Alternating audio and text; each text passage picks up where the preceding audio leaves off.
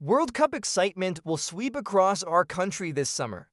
Therefore, everyone on the street is talking about the matches, favorite players, and stars. But I have a different question on my mind. How much money will America earn from this tournament? And more importantly, where and to whom will that money go? Because this year's prize pool totals $871 million.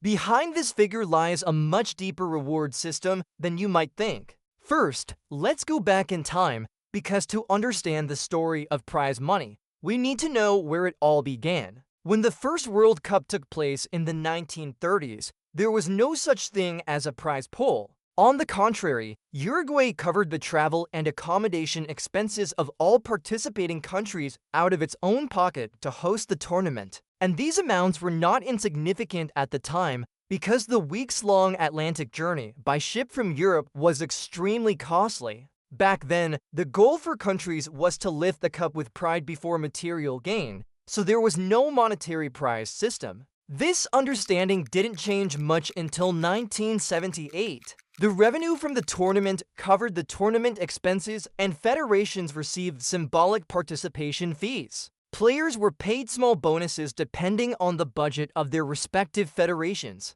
Because at that time, football wasn't so heavily focused on money, as television broadcasting rights and global sponsorships hadn't yet become a huge industry. But from that year onwards, things started to change noticeably. In 1982, FIFA broke new ground and created an official prize pool of $20 million. Thanks to this, Italy, the champion of that tournament, pocketed approximately $2.2 million.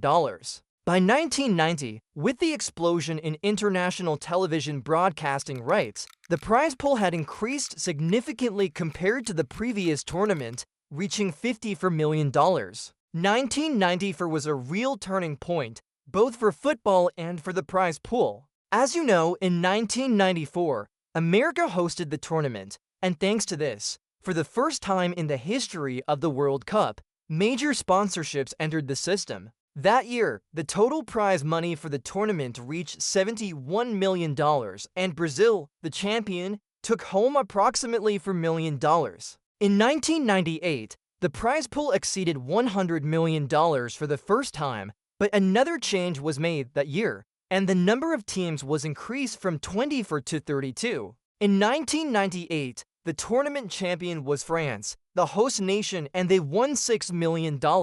And after that year, the numbers really started to rise excessively. From 2000 to onwards, FIFA also opened its eyes and transformed the tournament into an ecosystem. Revenue-generating sources such as TV broadcasting rights, sponsorships, and ticket revenues grew in an interconnected way. In the 2006 tournament, Germany was the host nation, and the prize pool reached $240 million. Also, the champion of this tournament earned over $20 million for the first time. The champion teams, 28, he received $30 million in 2010, $35 million in 2014, and $38 million in 2018. We're not after a lot of money, but if you subscribe to the channel and like the video, you might help me earn a small portion of that money. In the 2022 tournament held in Qatar, the total prize pool reached $140 million, and Messi's Argentina won the championship, taking home $42 million. And now the calendar shows today, and this time the numbers are higher than ever before.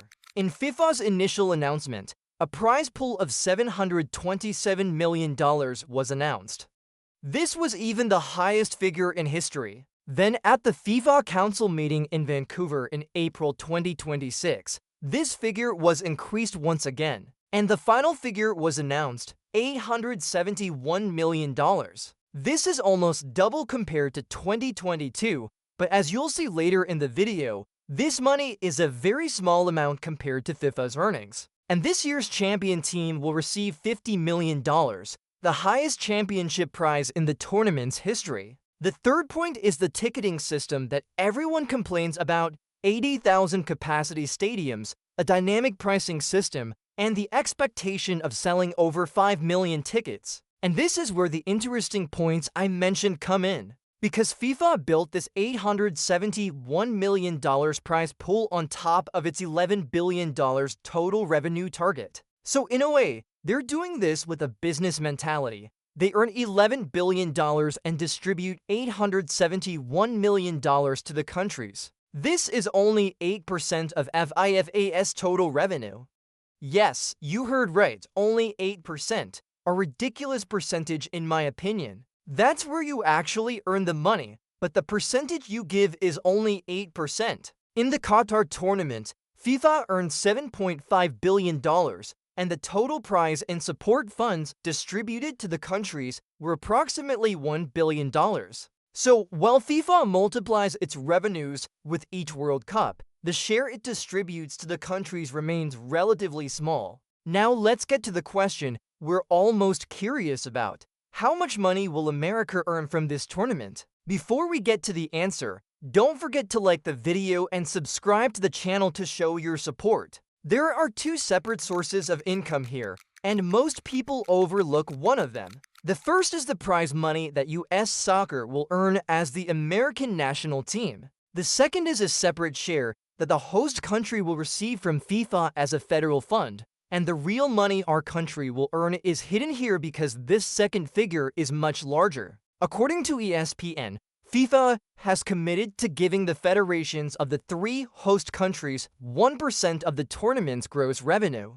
FIFA's revenue target is $13 billion, and since 75% of the matches are played in America, USSF is expected to receive the largest share in this calculation. As expected targets, experts say that $100 million will come to our country directly as host country revenue. I want to compare this figure to our previous hosting.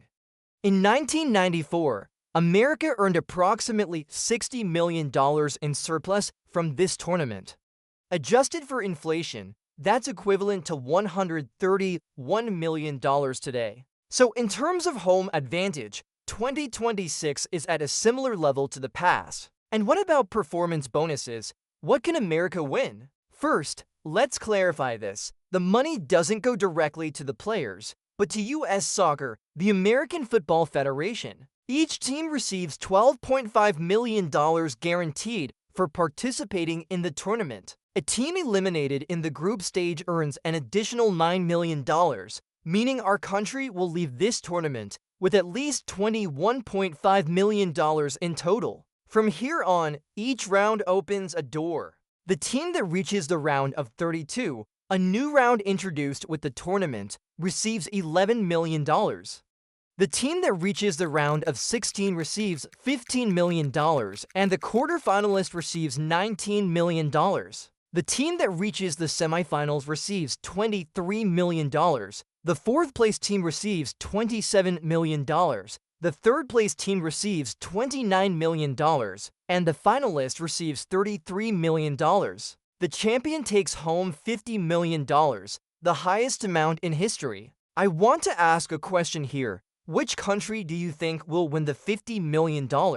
And there's a very interesting detail for America at this point. Due to the need for equal pay between the men's and women's national teams, US Soccer, in accordance with the collective bargaining agreement signed in 2022, shares 80% of the prize money earned by the men's national team from the World Cup equally between men and women. So the further USMNT progresses, the more money USWNT receives. And this rule remains in effect until 2028. I'll get to that, but first let's answer the question of where this money will go. According to an exclusive interview ESPN conducted with the USSF, the Federation will use this $100 million in home court revenue through the Soccer Forward program. So the main goal is to increase access to soccer in disadvantaged communities and remove obstacles to pay-to-play participation. As we all know, one of the biggest problems in the youth soccer development system in America is financial barriers.